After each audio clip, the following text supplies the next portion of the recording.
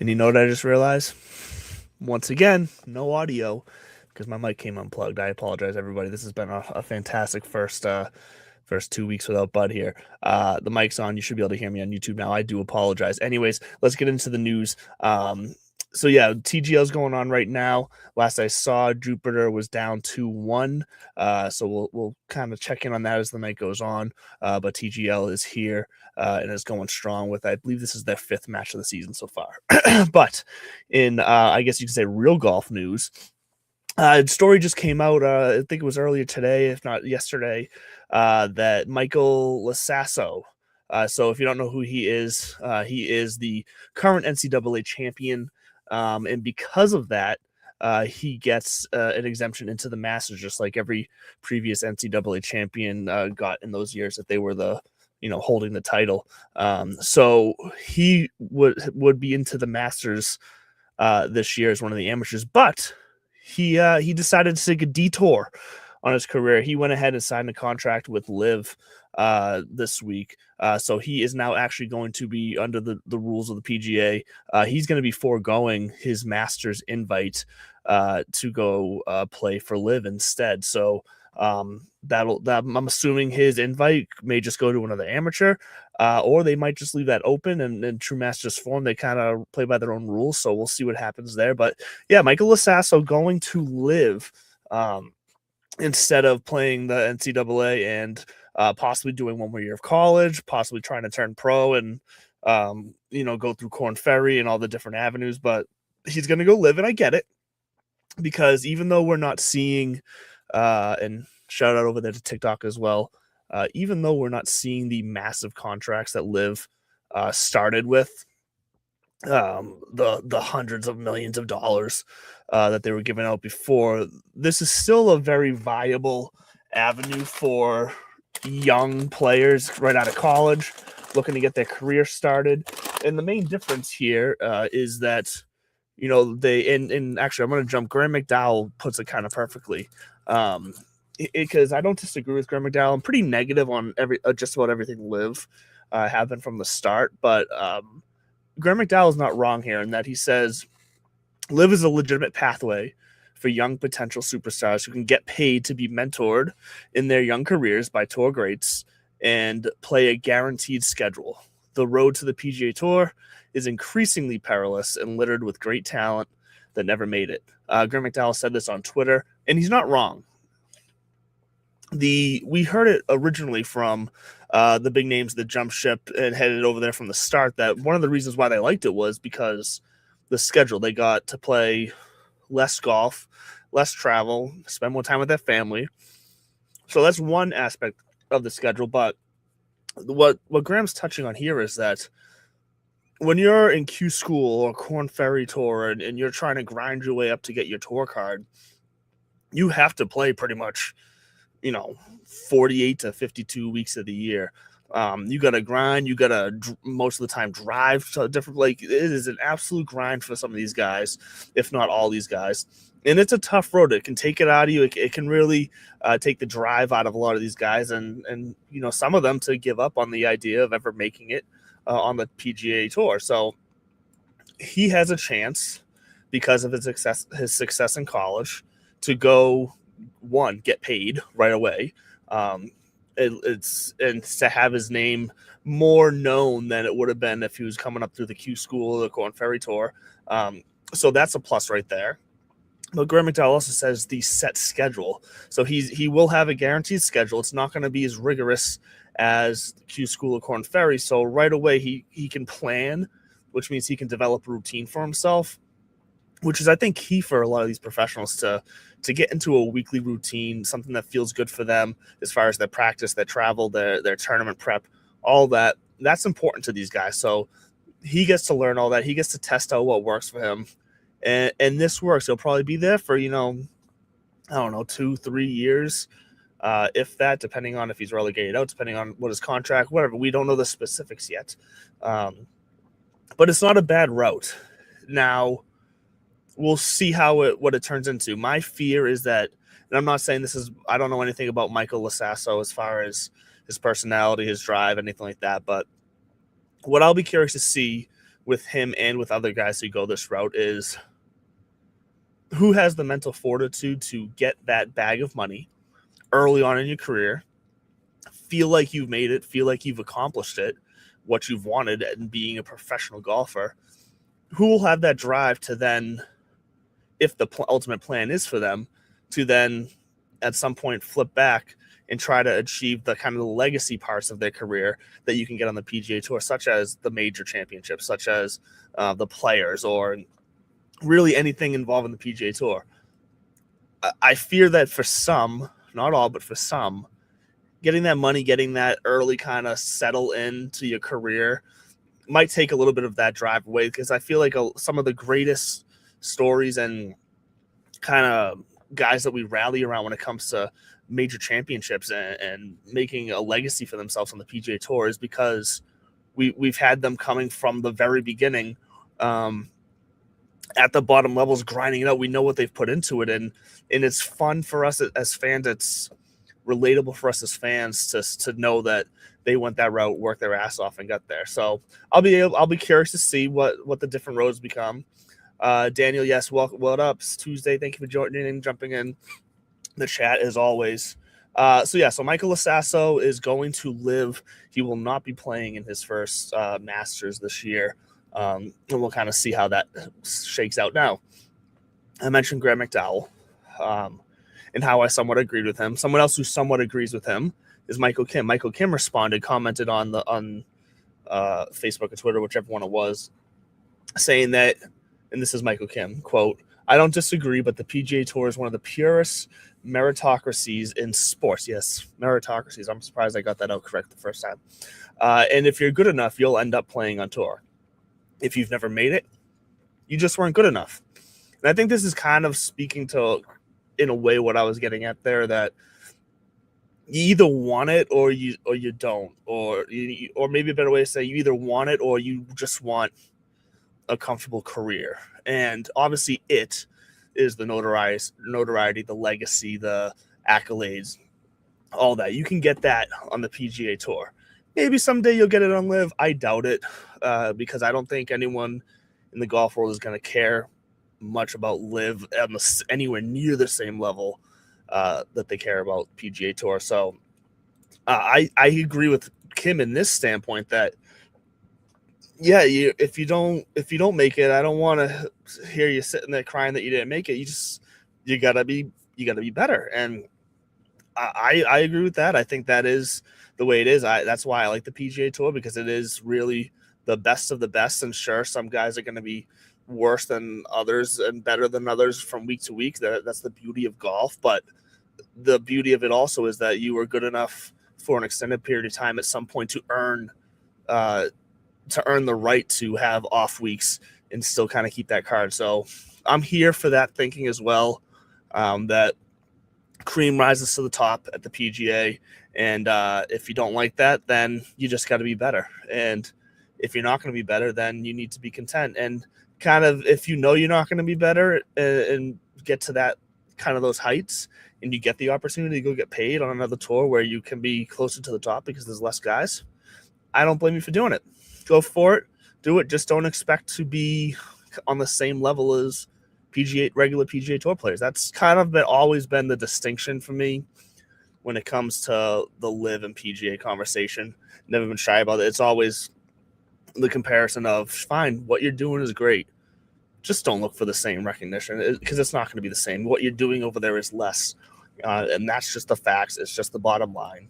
So I wish all the luck to Michael Lasasso. Be curious to see in this newer age of Live, with the changes they're making, now that he's kind of going to be, him and Thomas Dietrich are kind of the two of the newer names joining now as they make these changes. So I'll be curious to see how that road develops as a legitimate pathway for some players at some levels. So we'll see. We'll stick around, and we'll keep our eye on it as always.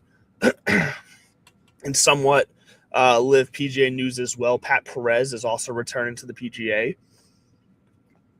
This news came out a couple days, maybe even a full week after we got the Brooks Koepka news. So obviously Pat Perez not the same level as Brooks Koepka, not the name, but Pat Perez has been around for a while. We know his name. We know his charisma, his personality, his character per se.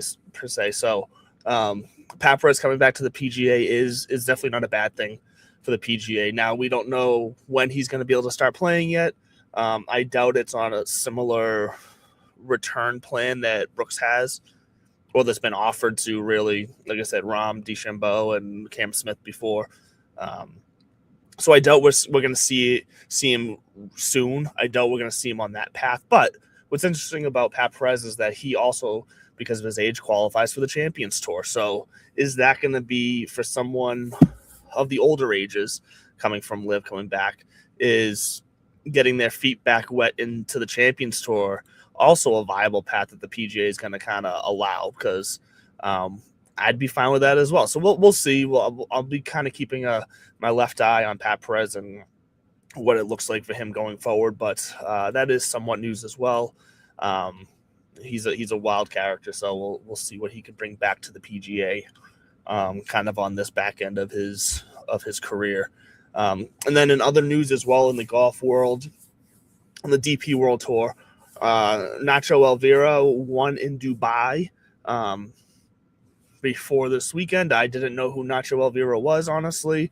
I'd be surprised if a lot of you did as well. But what's interesting here, what's more notable here, is that he won by, in many aspects, outplaying Shane Lowry and Rory McIlroy down the stretch. Both Lowry and McIlroy made late mistakes. They left the door open, and Elvira ran through the door and claimed victory. It's surprising because both Lowry and McIlroy especially, he's basically the king of Dubai. A lot of success on the DP World Tour in that area of the world, that style of golf. So it was a surprise to see them both falter in the way that they did, missing putts and just missing shots, and then having Elvira, I'm sorry, I'm probably saying it wrong, to have him be there to capitalize. Just a fun story, David Goliath, if you want to. I think it's interesting. We'll be curious to see if we see his name popping up around more, or if this was more of a kind of a one and done flash in the pan for him. It's the beauty of golf. You never know. Guys go on runs, then they go dry, and that's just kind of how it keeps going. So we'll see. But Nacho Elvira is a DP World Tour winner in Dubai, and good for him. And we'll see what that means for Lowry and McIlroy moving forward. I really don't think it means anything for their PGA Tour season, so I'm sure they're going to be in perfectly fine form. We won't be seeing either one of them this weekend at the American Express. We obviously didn't see them last weekend at the Sony because they were there, but we'll see them later on this year, I believe. Actually, I'm curious. I wonder if Rory's going to be at the Farmers. Let me check that. Farmers tournament. Let's see here. He's not. Okay, so Rory's not committed to the Farmers Insurance Open. So I'm not sure when we're going to see him first yet. Possibly Waste Management. Which it feels like the Waste Management is early and early every year. Yeah, and it doesn't say if he's committed to that yet or not. Yeah, he's not definitive yes or no yet for the Waste Management. So we'll see when we see Rory getting back on the course here in the States. But for now, we coming off of the Sony Open, which was a good field to get us started. Chris Goddard going out there winning, which was great. He won at 16 under. He won 2 strokes over Ryan Gerard. Ryan Gerard, by the way, keep an eye on him. Last year as well, kind of early season, he would pop. He kind of faded last year as the season went on, or maybe not even faded, but just kind of got taken over by bigger names on harder streaks. I don't think he'd really necessarily faltered and had a terrible year, but keep an eye on Ryan Gerard as the season goes on. I think we'll get to the to the American Express here in a little bit, but Ryan Gerard is definitely in play this week as well. He obviously had the second place finish this past week at the Sony, so keep an eye on him. But as far as the winner goes, Chris Gotterup, this was his third career PGA win. He's had one in each of the past 3 seasons, so he's off to another good start. He had a fantastic fall as well, so this is really no surprise that Gotterup was able to get this win. But kind of how it happened, Davis Riley actually started Sunday with a 2-shot lead. He collapsed with some terrible putting to start the back 9 off. I believe he had 2 3-putts in a row for bogey. And then he mixed in a double bogey in there as well. So he just absolutely collapsed around that putter, which if you remember from last week, the key stats that we were talking about was definitely putting and long putts and keeping the ball in the fairway. And those were the kind of the 2 things that Gotterup absolutely crushed on Sunday. He shot a final round of 6 under. He made some clutch long putts. He kept the ball in the fairway for the most part all around. So yeah, he nailed the key stats, and it proved worthy as he gets the victory. And it's a good victory to start the year off for him. So love to see it. Love to see a guy like that taking care of business early in the year, so he can really focus on moving forward, because he's pretty much already got next year now locked up as he continues to get these early season victories each year. Another notable name as well coming out of the Sony Open was Vijay Singh. Yes, Vijay Singh, 62 years old. He actually made the cut. Not only made the cut, but finished T40th. He beat out, I believe, Colin Morikawa, Keegan Bradley, just to name a couple names. But just one of those kind of fun stories to see that, Vijay Singh is still out there slinging it around. He's playing consistent golf. Really proves that if you're a next tier level professional golfer like Vijay Singh was, he's a major winner. You'll kind of always have it. If you have a weekend where your body's feeling good, you're going to be able to put it together and still compete with the best of them out there. So yeah, Vijay Singh making the cut at the age 62, finishing T40th. It's just a fun, a fun story for the weekend, and a good way to start off the golf season. All right, so pretty much does it for the Sony Open. Man, we're cruising tonight. That's cool with me, because I have a headache. If you couldn't tell, me popping a cough drop. It's all a little help, but let's get into the American Express. We're going to go a little more in-depth this week than we did last week, so the extra time for that is not a bad thing, but let's get into it.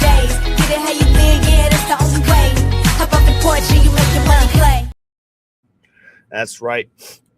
Let the money play. And actually, I forgot to actually bring up last week's my plays from last week. I forgot to actually bring it up in front of me, so let me do that really fast. Because we had an all right week. We had some lineups do really good. I made 20 lineups. A couple lineups did not do good at all, but that's to be expected. But let me take a look here real fast at which one our top lineup was. So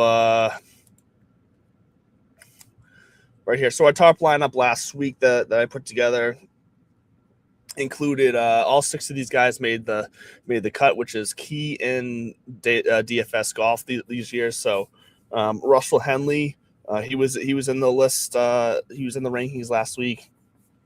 If it wasn't for that round 2 73 where he shot 3 over, this could have been a lot different. But he finished T19th, so that was good, racking up 84 DraftKings points. Siwoo Kim with a T11. Aaron Rai, another guy kind of in the core list there. He finished T50. He never really did anything too bad. All rounds were either under par or even, but he just never had that kind of top level round to put him in the mix. So Aaron Rai still a solid made cut T50. I'll take that in most weeks.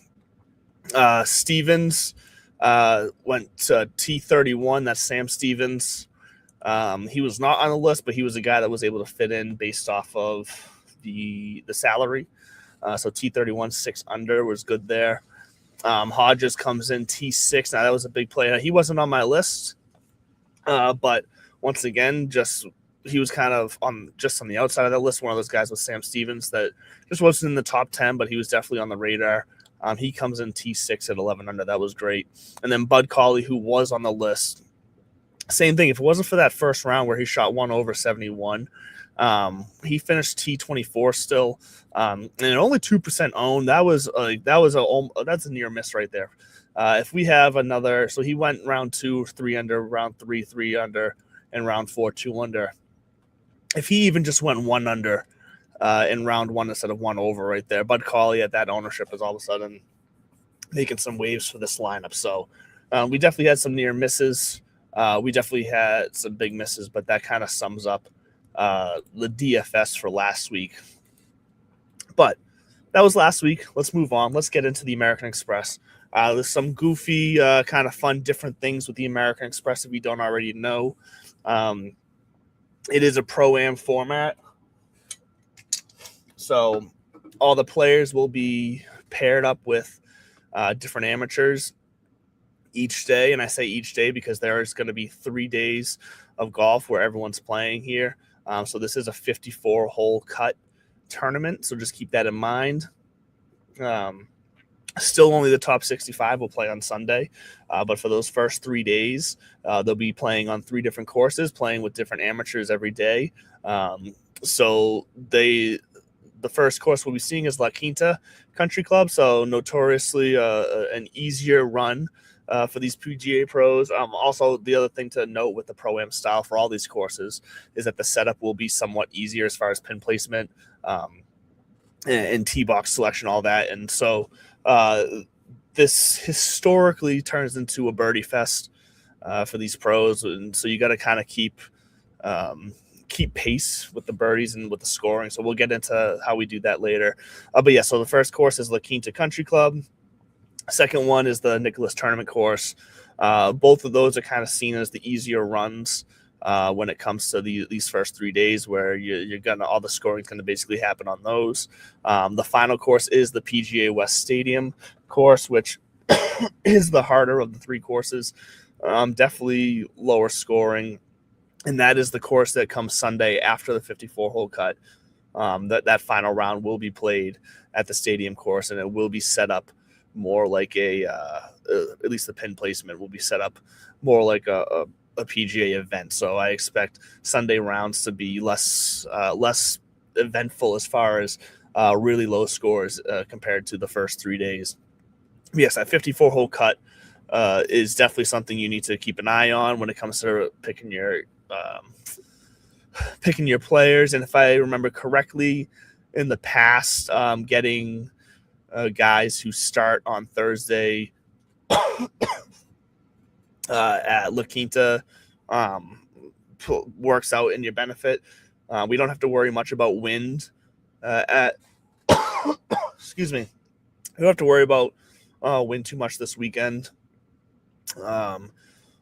This is sometimes I forget who it was that referred to it, but it's like dome golf, they said.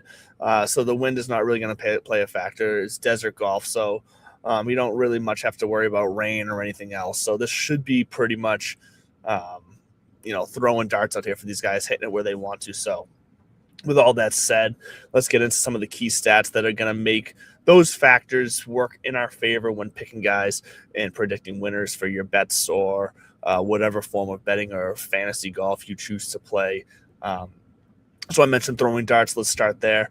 Stroke gained approach is going to be on my list all year round for every course. It's just so important. You got to be able to, whether you're in the fairway or in the rough, you got to be able to put yourself in position to, if not get birdie or better, to at least save par. So bogeys and double bogeys are not typically, or at least in a large amount, not typically what's going to work to get you a tournament win. After strokes gained approach, strokes gained putting is big here. This has been said in the past to have turned into a putt off. So we should be seeing that once again with those easier kind of pin setups for the Pro-Am part the first 3 days. That putting should be very gettable for these pros. And on top of that, now, like I said, because it's going to be a birdie fest, we need to, even if you're not going to win, if you want to make the cut, you still need to score. So we need birdies or better gain in there as well. That's another key stat. And then kind of to mitigate and sum up, because we're playing 3 different courses, obviously each course is going to be slightly different, where I could probably have more than just 5 key stats, but to try to pick one that's going to, help us figure out who's just playing well in all conditions, we're just going to go to strokes gained total. I don't typically like to use that most weeks because it's so broad, but once again, we're playing 3 courses here, so we're going to use that to try to rein us in and mitigate some of the differing factors. And then strokes gained off the tee as well. We got to put ourselves in position. Once again, if we're going to be able to hit good approach shots and be able to score birdies, you got to be in good position all the way through the hole. So strokes gained off the tee is the 5th stat. So to go through those again: strokes gained approach, strokes gained putting, birdies are better gained, strokes gained total, and strokes gained off the tee. Those are our 5 key stats going into the American Express. And once you do all those, once again, I use Fantasy National for all of my stat research. As I said last week, I don't obviously just look at the numbers. I look at recent results. I look at tournament history. I look at who's playing well now, or who has historically played well at this time of the year, even if it's not this tournament.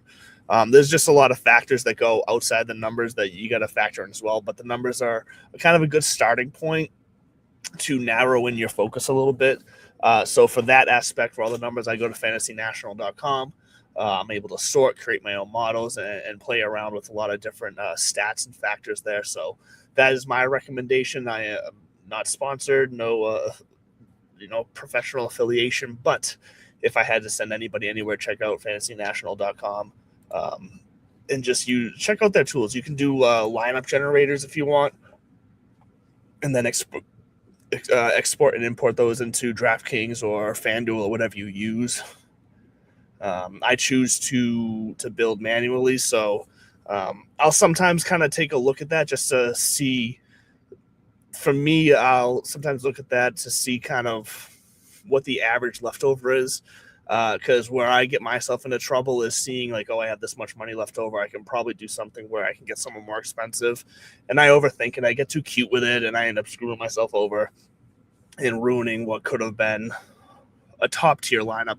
It might still be a good lineup, but it could have been even better. So I'll sometimes use that lineup generator just to see kind of what the average leftover money is, to kind of keep that in my head and remind myself, like, okay, it's okay if I have money left over, especially in golf compared to like football. Like, there's just so many guys, and so many guys can be on or off each week that to not get hung up on making sure you use every single penny of your salary is definitely something to keep an eye on.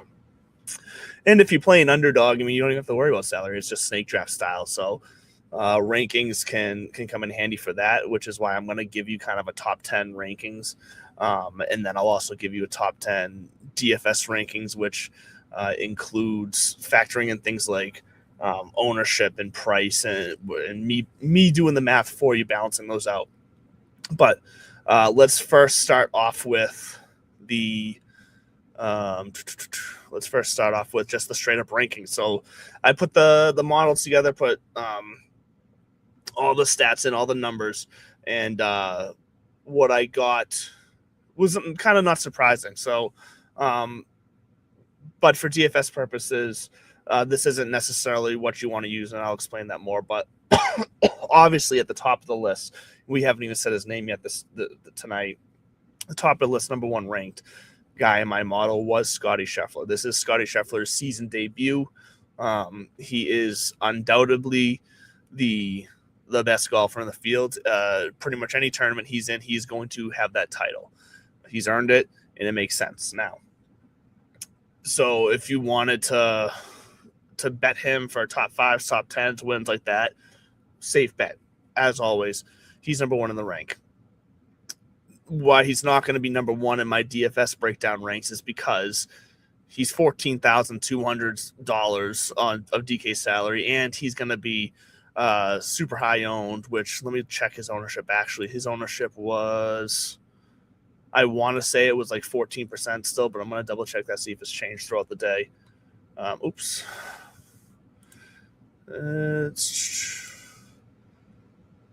Well, actually, the ownership tool isn't working at the moment. But he was high ownership. I know that for a fact because I took him off my list is one of the reasons why. Yeah, I don't know why it's. That's why they're doing some work on their end. Of course, don't they know I have a show to do right now? Okay, Fantasy National is just doing some maintenance on their website, so the ownership isn't working. But like I said, I want to say he was around like 14% ownership. But even at number one, he's a guy that I would be staying away from in DFS. Number two, in the salary and also high ownership, was Patrick Cantlay. He's not number two in my rankings, but I just wanted to mention him for that same reason. Number two in my rankings, in my model rankings, was Harry Hall. Harry Hall coming off a great week this past week at the Sony Open. He finished. Actually, where?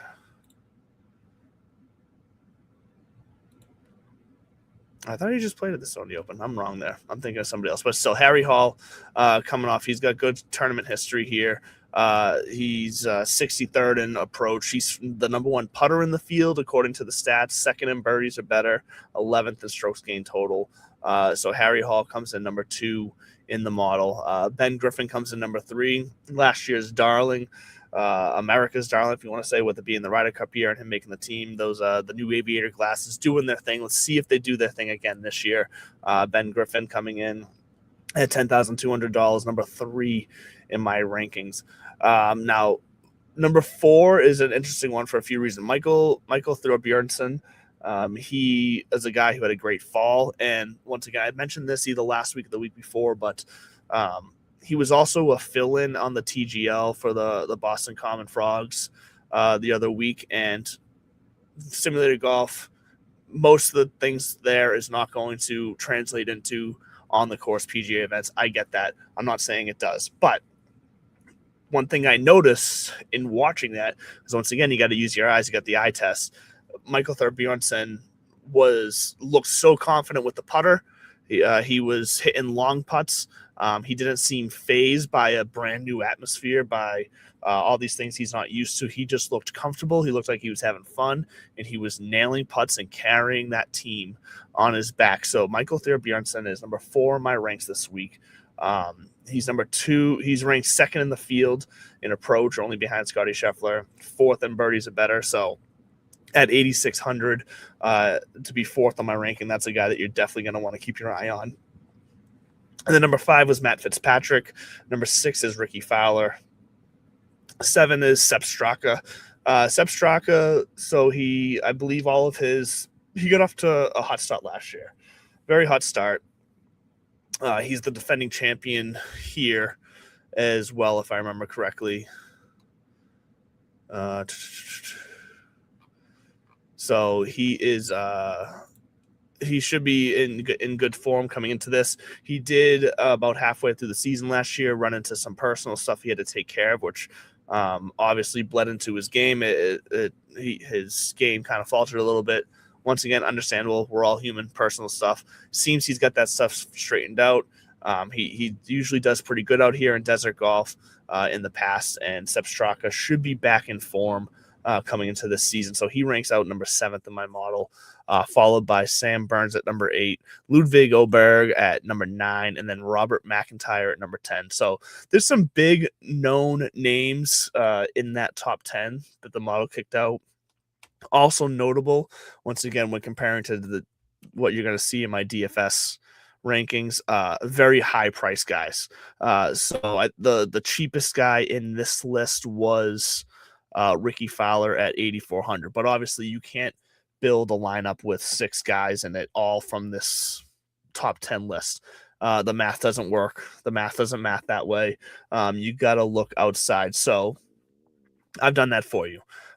Some guys that I took out of this list when it came to putting together my DFS core and my DFS player pool was factors like the salary compared to the ownership percentage or the expected score based off the salary and getting your value. So I did all that work for you.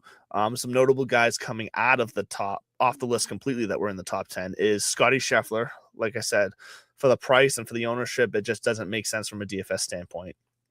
I also took Ben Griffin out. Same thing. He was like an 18% ownership. Well, I should say projected ownership for GPP to contests. And Ben Griffin at $10,200 at 18% in a tournament that historically produces winners from the middle of the field, not necessarily the top end of the field. Ben Griffin at that price and that ownership just doesn't make much sense. Sepp Straka, I also pulled out of there. His ownership was quite high. I want to say he was around 14, 15. Sam Burns, same things for 9,800, being around 13, 14, 15%. No good for me. And those are the guys that I listed in my top 10 that are not in my DFS player pool. So player pool for DFS, you might be wondering, what's that mean, Andrew? Well, it means this is literally the group of players that I'm going to be building all my lineups out of.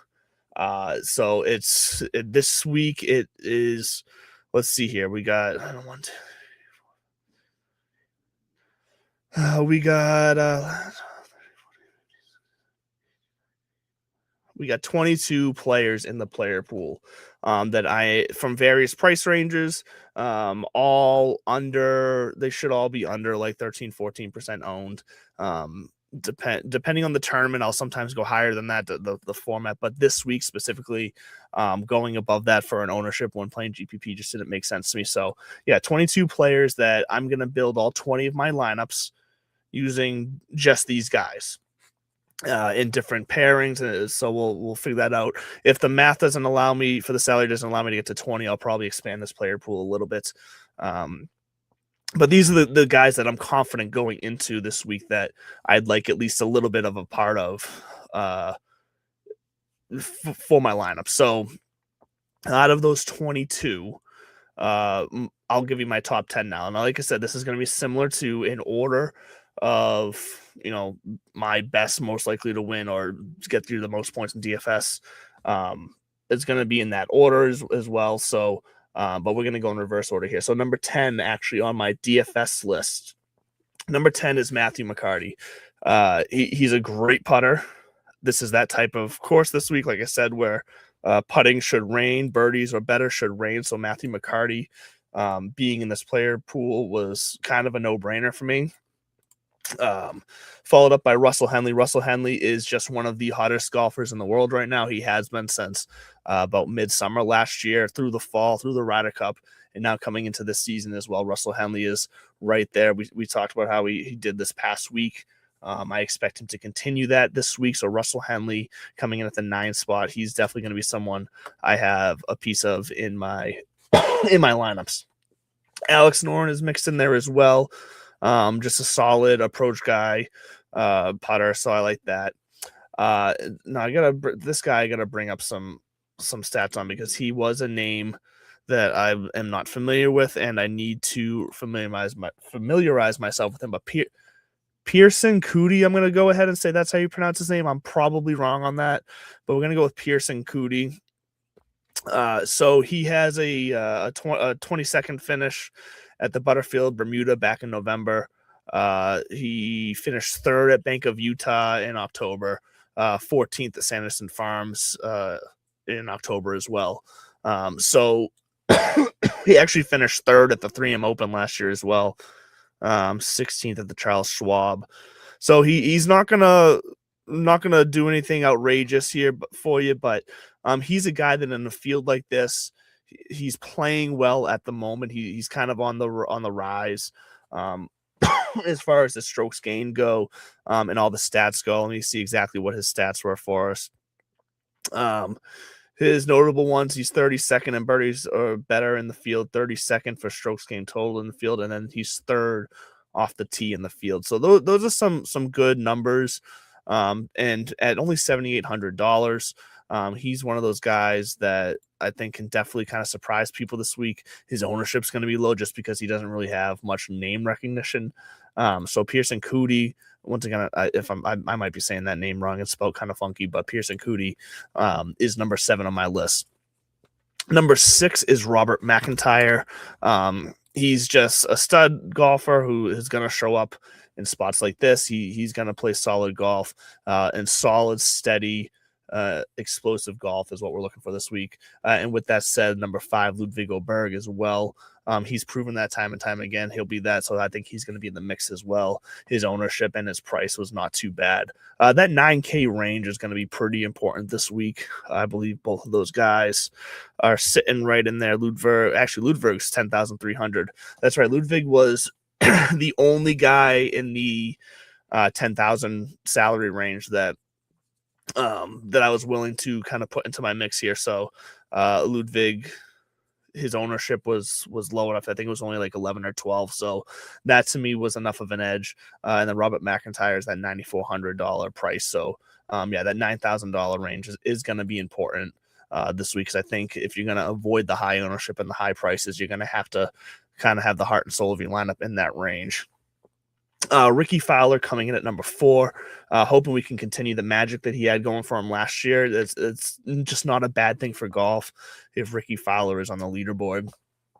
And then number 3, Matthew Fitzpatrick. Fitzpatrick is once again similar to Henley. Over the last 6 months or so, one of the hottest golfers statistically. And by the eye test too, just looks like he's playing well. He looks comfortable out there. He's just on a heater right now, so we're gonna ride that as long as we can. So Matt Fitzpatrick is number 3 on this list, and then Michael Thornbjornsson, like I said before, with how he's playing, with how he looks, and for his price and his ownership, for all those reasons, he is gonna be a borderline steal this week at only 8,600. And then my number 1 ranked guy for DFS purposes, I mentioned that 9K range before, but Harry Hall at 9,300, who ranks 2nd on my overall list. He's going to be ranked 1st on my DFS list because his ownership was favorable. $9,300 is a great place to start, and he's just in good form, and it can't be ignored. So Harry Hall is going to lead us to victory this week from a DFS standpoint. And you know what? He could very easily be in the mix at the top of the leaderboard come Sunday as well. So I like the Harry Hall aspect there. And you know what? Screw it. Breaking news here. Mike McDaniels, former Dolphins head coach, looks like he's going to go to the Chargers as their offensive coordinator. So I think that's a good landing spot for him, honestly, for him to revitalize what his career coming off of being fired as a head coach. But back to golf. Let's get, I lost my screen. Sorry. There we go. With all that said, you have my top 10 overall rankings. You now have my top 10 DFS rankings. But still, when it comes to building these lineups, one of the keys that you need to have is kind of a core group of guys that you want to have at least 2 or 3 of in all of your builds. So like I said, I'm going to be building 20 lineups this weekend. Out of these core guys, I plan on having, at least 2, if not more, at least 2 in every single one of my lines. So with that said, let me pull up, if you're watching on YouTube, sorry, I don't have it on TikTok. I can't share my screen there, but if you're watching on YouTube, I got the graphic up. You'll be able to see this graphic on TikTok, Instagram, YouTube Shorts, socials, all that tomorrow. I'll make sure to put it out. But my core group of players this week for the American Express, obviously, guys, I've mentioned before. There's one guy in here I haven't mentioned yet in my list because he's been just outside the top 10. He's been like 11 or 12 for both lists, but he's going to be a guy, and I'll start with him here. He's a guy that, based on his ownership, based on his price, which is only 8,500, he's going to be a guy that I feel safe building around. I feel safe in his ability to make the cut. I feel safe in his ability to be top 20, top 25, or to even be in the mix come Sunday. So Rasmus Højgaard is in my core group of players. There's going to be 5 guys here that I'm going to be building my lineups around. Russell Henley is also in that group for all the reasons I said before. Michael Thorbjornsson, Harry Hall, and Matthew Fitzpatrick. Once again, at least two of these 5 guys are going to be in every single one of my DraftKings lineups when it comes to this week. I'll probably be building all my lineups tomorrow, and then we'll kind of see how it plays out. See what we can do this week. And we're trying to get off to a hot start this year when it comes to DFS as we kind of get back into that feel. I haven't really, well, like I said last week, with the kind of the new era of the show, going to be doing obviously a lot more solo shows. I'll have guests on as well, just still working on some of those details. But I'm going to lean into daily fantasy because it's where I started with this all. It's a comfort zone for me. So we're gonna get back into the swing of this. I've not stopped playing DFS, but for the past couple of years, as far as the show went, been much more news focused and banter focused, which has been awesome. Have loved that. I'm hoping to get a co-host that I can once again do that with, because I think that's fun for the show. I think that's fun for you guys. But in the meantime, we're gonna help try to get you some money on the side as well. So those are my core. And yeah, that's going to pretty much do it for the golf talk. Real fast, though, because we are a New England-based show. The handshake we're going to get into. I'm starting this every week. Handshake, something non-golf related, quickly to end the show. We talked about the Patriots last week. We're going to talk about the Patriots again this week because they are headed to the AFC Championship game, coming off another win against the Texans, which was another somewhat ugly win. The ball control has got to be better. I can't suffer through, my stress level cannot suffer through that level of ball control from Drake May again. So that has got to be better, because if it's not, then this Denver Broncos team will have a chance to beat us, even though they don't have Bo Nix. And that's why I'm saying we'll have a chance. If they had Bo Nix, this Denver team would crush us if we had no ball control. Without him, we might be able to survive with a couple turnovers, but that defense is so good. The last thing I want to do is give any NFL offense a short field this. So Drake May's got to be better. Sunday at 3:00, Patriots, Denver. I'm thrilled. AFC Championship, hoping to be heading back to another Super Bowl. I know we're spoiled here in New England. I don't care. Suck it up. We expect greatness. I'm just happy that the team's back here. Love it. I'm here for it. We'll have some more commentary on that. But in the meantime, enjoy the American Express this weekend. I hope you enjoy the Sony Open. I hope you keep coming back on Tuesdays at 8:00 as well here on That Sports Podcast Network. On Wednesdays, the show will be up on Spotify, on Apple Podcasts. Shout out to Golfer Gang Network for helping us kind of navigate and facilitate that. So get over to Golfer Gang Network. Website to check out all the different shows that are under that umbrella. There's a ton of great golf shows. I'm sure we'll be doing some joint shows for the majors like we've done in the past. So Golfer Gang, love. That Sports Podcast Network, love. And of course, Acorn Hills, acornhillsco.com. Use discount code DIVPIV. That's DIVPIV 15 for 15% off. We love you guys. I'll see you next Tuesday. Enjoy the weekend.